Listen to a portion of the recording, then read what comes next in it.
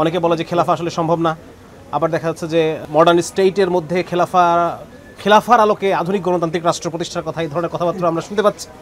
তো যার কারণে আমাদের খেলাফা সম্পর্কে ধারণা স্পষ্ট হওয়া প্রয়োজন। তো আমি নিজেও সংগ্রহ করলাম, ইনশাল্লাহ আশা করি আপনাদের যাদের খেলাফা সম্পর্কে ইন্টারেস্ট আছে, ইসলামী যে পলিটিক্যাল থিওলজি নিয়ে আপনারা যারা জানতে চান, আশা করি এটা একটা আমাদের তৃষ্ণা মেটানোর জন্য একটা আদর্শ বই হবে ইনশাল্লাহ। আসসালামু আলাইকুম। পেনফিল্ড পাবলিকেশনের নতুন একটি বই আমরা দেখতে পাচ্ছি, ইসলামী তুরাসের আলোকে খেলাফা, ইসলামী শাসন ব্যবস্থা। আসলে এটা নিয়ে এখন আমাদের এটা হচ্ছে কি বলে একটা খুবই হট টপিক। হ্যাঁ, এটা নিয়ে যে যার মতো করে তার নিজস্ব বয়ান দেওয়ার চেষ্টা করতেছে।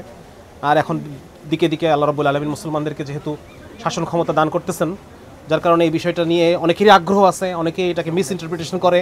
অনেকে বলে যে খেলাফা আসলে সম্ভব না, আবার দেখা যাচ্ছে যে মডার্ন স্টেটের মধ্যে খেলাফার আলোকে আধুনিক গণতান্ত্রিক রাষ্ট্র প্রতিষ্ঠার কথা, এই ধরনের কথাবার্তা আমরা শুনতে পাচ্ছি।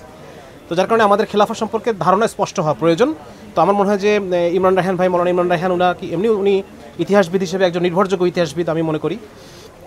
আশা করি বইটা অনেক সুন্দর হবে। হ্যাঁ, বাকিটা পরে বলা যাবে আর কি, পড়ার পর বলা যাবে যে আসলে।